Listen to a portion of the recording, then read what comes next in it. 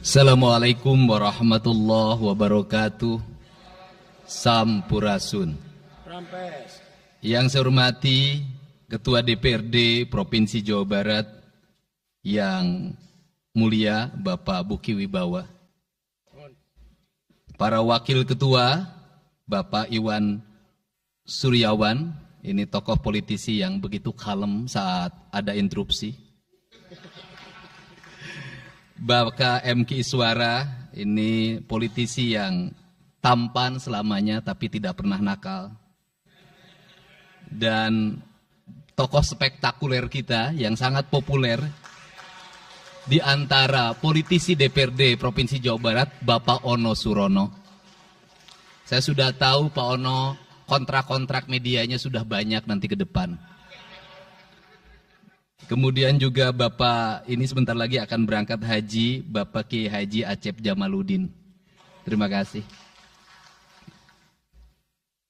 Seluruh anggota DPRD Provinsi Jawa Barat, para ketua praksi, para ketua komisi, dan saya mengucapkan terima kasih atas berbagai otokritik yang dilakukan, baik secara langsung maupun lewat media, baik media massa maupun media elektronik. Dan itu menunjukkan bahwa di Provinsi Jawa Barat ada terjadi dinamika politik yang luar biasa. Semua orang memiliki concern pada hal yang menjadi tujuan kita, mewujudkan Jawa Barat istimewa dengan berbagai cara. Tugas DPR adalah bicara, itulah tugas DPR. Jadi kalau tidak bicara, mungkin DPRD dianggap tidak ada. Saya ucapkan terima kasih atas otokritiknya.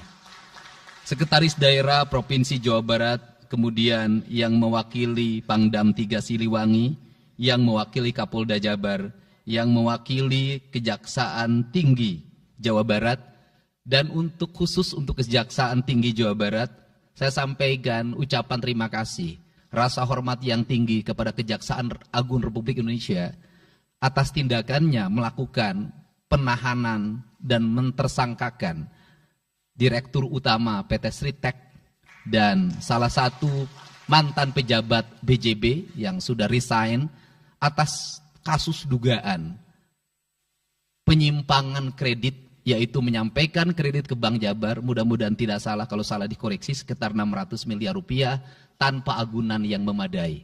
Dan ini langkah taktis, dan pemerintah Provinsi Jawa Barat melalui RUPS-nya sudah melakukan koreksi dan perubahan secara total sehingga peristiwa ini tidak akan mempengaruhi kinerja BJB. Saya ucapkan terima kasih.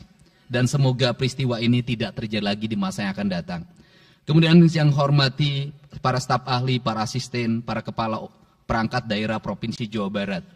Yang pertama, forum ini adalah forum kebahagiaan. Ada yang berbahagia hari ini, yaitu seluruh warga Jawa Barat, di mana kita bisa menyelesaikan dua agenda, yaitu agenda pengesahan Raperda tentang investasi dan agenda tentang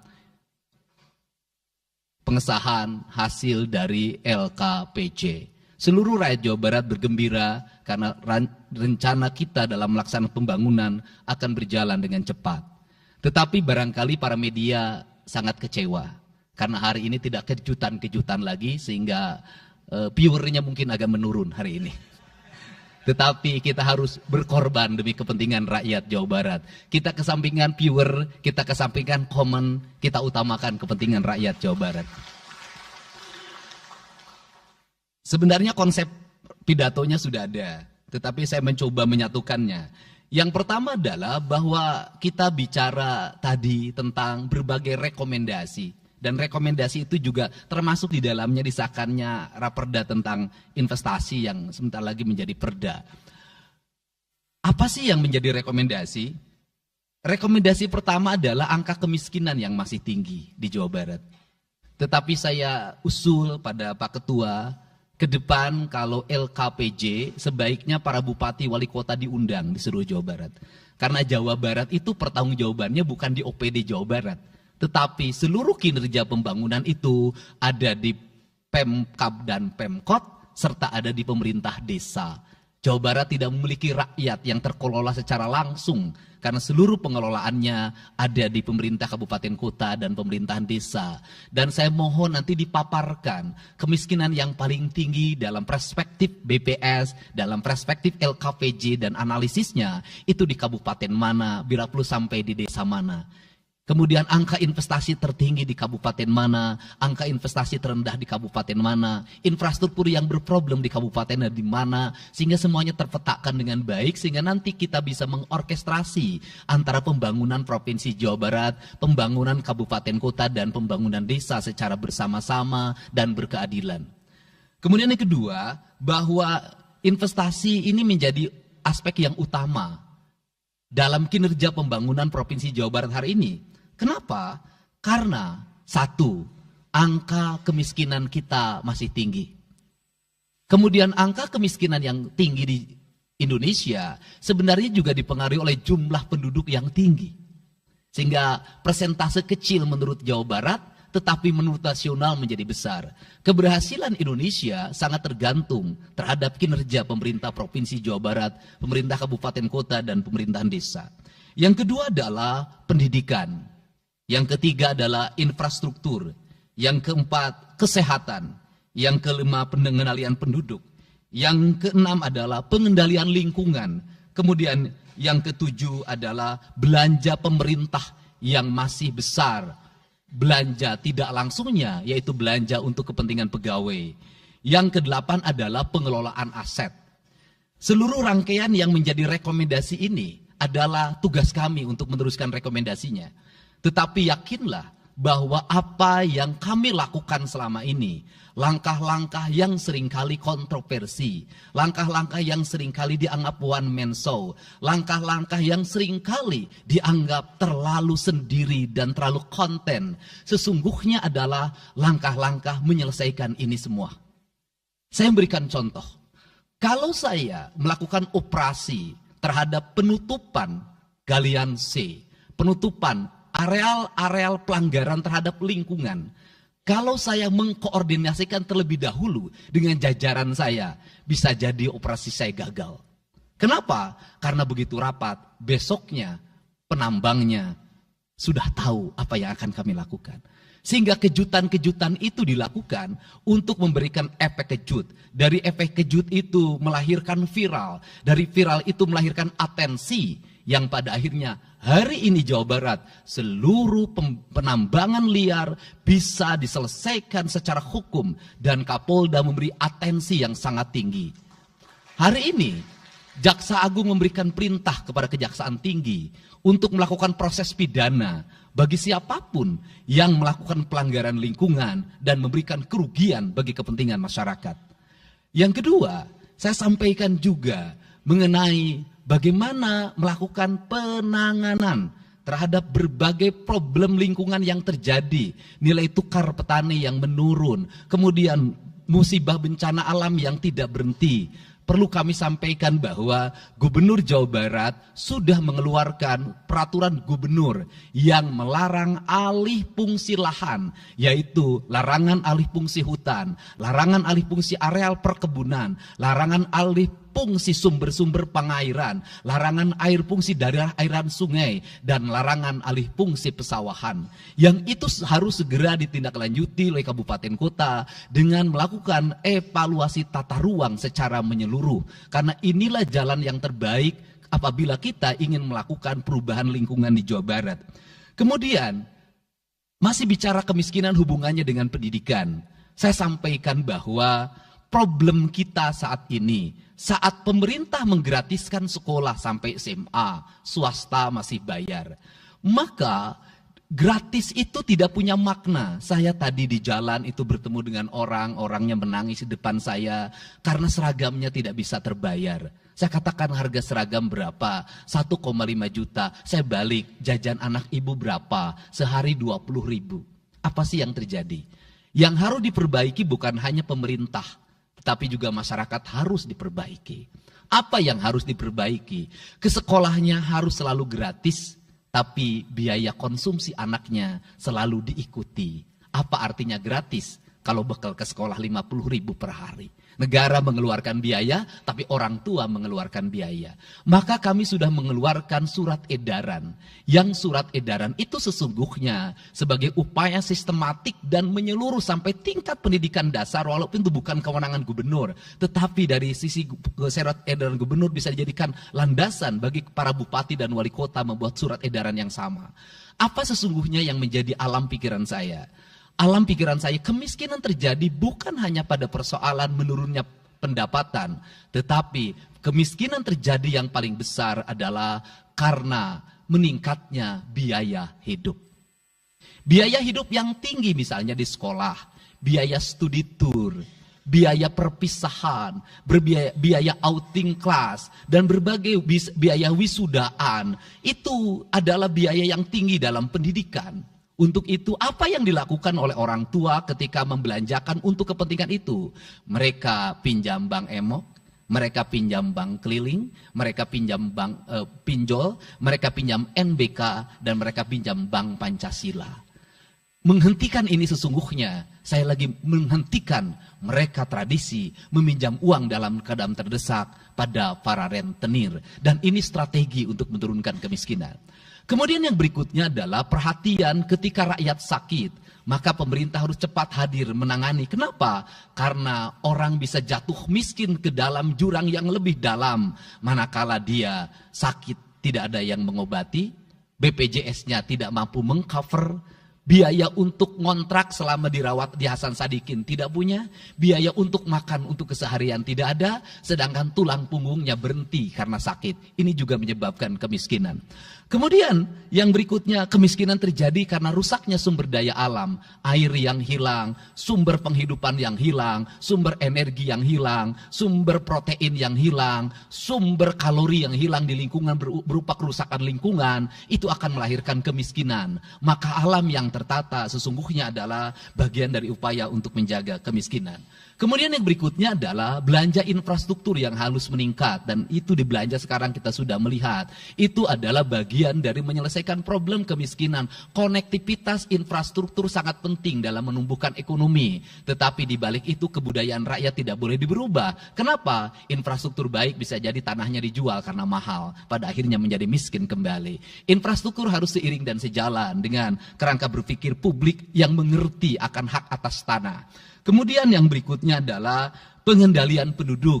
Booming penduduk di Jawa Barat relatif besar. Untuk itu harus dibuat berbagai upaya untuk menyelesaikan problem kependudukan. Saya berkali-kali bercerita bagaimana di Majalengka saya bertemu dengan sebuah keluarga yang tinggal di kontrakan, yang ayah dan ibunya tidur ketika jam 11 siang dan anak-anaknya berjualan di alun-alun. Jumlah anaknya 11, dan ketika saya berkunjung ke tempat kontrakannya sudah hamil lagi yang ke-12. Ini problem. Dan itu saya kemudian di Cirebon, saya berkunjung pada sebuah rumah yang listriknya baru dinyalakan lewat program Provinsi Jawa Barat. Rumahnya itu ternyata anaknya sudah 4. Padahal dia baru saja menyelesaikan rumah dari pinjaman senilai 25 juta. Dan itu pun belum selesai dan rumahnya 1 kamar. Ketika keluar dari rumah itu saya bertemu dengan seorang bapak yang meminta kepada saya untuk ber-KB. Anaknya sudah 7. Dia tak mau lagi untuk anak yang ke-8. Saya katakan bahwa jumlah anak sangat identik dengan problem kemiskinan. Betul, kemiskinan tidak akan bisa diselesaikan dengan hanya mengatur kelahiran, tetapi setidaknya pengaturan kelahiran adalah bagian dari untuk menekan angka kemiskinan. Dan yang terakhir adalah dari seluruh rangkaian ini adalah belanja pemerintah harus menjadi stimulus bagi kepentingan masyarakat. Maka jumlah-jumlah proyek harus terus segera digulirkan, digelontorkan menjadi kegiatan publik sehingga banyak orang yang kuli, banyak orang yang nyapu, banyak toko-toko yang buka, semen terjual, besi terbeli, dan kemudian regulasi ekonomi berjalan. Warung-warung bisa menjadi tempat para kuli siang hari makan siang. Dan ini adalah bagian dari strategi stimulus ekonomi yang digulirkan oleh pemerintah, itu memiliki sumbangsi terhadap 12% pertumbuhan. Dan yang terakhir adalah investasi. Investasi itu modalnya ada 3. Yang pertama adalah konektivitas infrastruktur, ketersediaan jaringan air bersih Kita jujur hari ini saya sampaikan ke DPRD, banyak perusahaan-perusahaan yang masih menggunakan air bawah tanah tapi tidak berizin. Bayar pajak tidak, jalan terus. Karena kalau dihentikan mereka pabriknya berhenti. Setelah itu apa? Mereka menjadi objek pemerasan beberapa pihak dalam setiap bulan karena dianggap melanggar perda. Tetapi kalau juga mereka dihentikan, maka pabrik itu berhenti. Dilema itu harus segera diselesaikan. Caranya bagaimana? Caranya adalah pemerintah provinsi melalui Bapeda hari ini harus segera merancang daerah-daerah yang menjadi kawasan industri harus dibangun fasilitas infrastruktur jaringan air bersih dalam bentuk investasi pemerintah sehingga nanti dikoreksikan dengan PAM-PAM atau PDAM di setiap kabupaten kota secara terkoneksi. Dan ini jalan bagi kita menyelamatkan lingkungan dan menorong pertumbuhan PDAM di setiap kabupaten kota. Karena apa? Karena angka pembayaran yang dilakukan oleh industri jauh lebih baik dibanding angka rumah tangga dan angka-angka layanan sosial lainnya. Itu yang pertama. Yang kedua adalah tumbuhnya iklim investasi di mana masyarakat merasa nyaman. Investor merasa nyaman ketika perizinannya cepat. Saya memberitahukan ya bahwa di Indramayu ada pabrik sepatu yang selama 2 tahun tidak mau buka hanya karena perizinan lingkungan hidupnya belum kelar. Saya ngambil langkah pasang badan, lakukan pembangunan karena itu menyerap 8.000 tenaga kerja. Kemudian di Cirebon juga seperti itu, banyak perizinan yang menggantung bertahun-tahun. Hari ini saya janjikan dalam 1 bulan ini seluruh perizinan di Jawa Barat tuntas dan selesai. Dan saya meminta kepala BPM TSP menjadi VR pemerintah Provinsi Jawa Barat untuk senantiasa tiap hari melihat data dan dokumen di setiap kabupaten kota. Mana yang terlambat, mana yang mengalami hambatan. Kemudian yang berikutnya adalah kenyamanan dalam berusaha. Kenyamanan dalam berusaha adalah keterangan para investor dan lingkungan masyarakat terhadap berbagai aksi gangguan dari orang yang mengatasnamakan diri preman. Untuk itu hari ini kita cukup bersyukur di Jawa Barat, peristiwa ini sudah hampir tidak ada. Kapolda kalau dengar ada preman, hari ini turun termasuk ke Garut, dengar ada preman, Kapolda turun. Ini semua stakeholder sudah bergerak dengan baik, layanan investasi sudah berjalan dengan baik, tinggal satu lagi hambatan investasi adalah masyarakat menaikkan harga tanahnya luar biasa. Kasus BYD, kenapa mengalami hambatan sekitar 20 hektar, masih belum terbebaskan? Karena rakyatnya hari ini meminta 3 juta rupiah per meter. Padahal di situ dulu 150.000, itu pun jarang yang beli. Ini problem kita. Apa peran gubernur saya sampaikan? Peran gubernur bukan hanya mendorong bagaimana investasi berjalan melalui mekanisme administratif. Saya sampai turun untuk mijitin orang yang jual agar mau jual. Dan sudah ada beberapa yang berhasil saya rayu, saya dekati dengan harga. Itu pun tidak terlalu rendah, harganya 1,1 juta. Itu sudah paling murah. Ini yang terjadi di Jawa Barat hari ini. Tidak mudah mengelola sebuah wilayah yang begitu luas. Tidak mudah mengelola sebuah daerah yang kabupaten kotanya sudah otonom.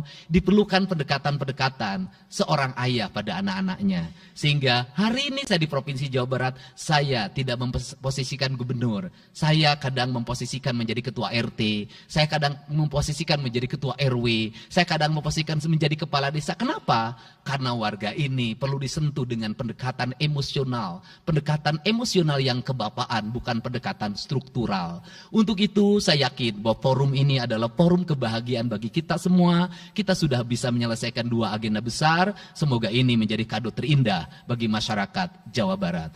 Insya Allah kami akan menjalankan pemerintahan dengan baik. Apa yang kami susun, apa yang kami rancang, dan apa yang kami kerjakan adalah semuanya kami dedikasikan untuk kepentingan masyarakat Jawa Barat. Yang terakhir kami sampaikan juga bahwa kami kemarin sudah melapas 273 anak-anak yang mengikuti pendidikan di Dodik Rindam 3 Siliwangi. Hasilnya bisa dilihat secara terbuka di berbagai tayangan. Air mata tidak akan bisa membohongi kejujuran rakyat dan anak-anak itu. Dan saya sampaikan, hari ini ada 13 orang anak yang tinggal di rumah dinas gubernur. Pada saat yang lain orang tuanya datang menjemputnya, dia menangis. tak ada satupun orang tuanya yang datang. Seorang menjadi anak yang terbuang. Dan akhirnya saya memutuskan mereka untuk sekolah di Bandung dan tinggal bersama Gubernur Jawa Barat. Ini cara kita menyelesaikan. Saya ucapkan terima kasih pada semuanya. Semoga kebahagiaan menyertai kita semua. Dan saya yakin setelah kegiatan ini kita akan walk out secara bersama-sama. Wallahu muwaffiq ila aqwamit thoriq. Assalamualaikum warahmatullahi wabarakatuh. Sampurasun. Sekali merdeka tetap walk out secara bersama-sama.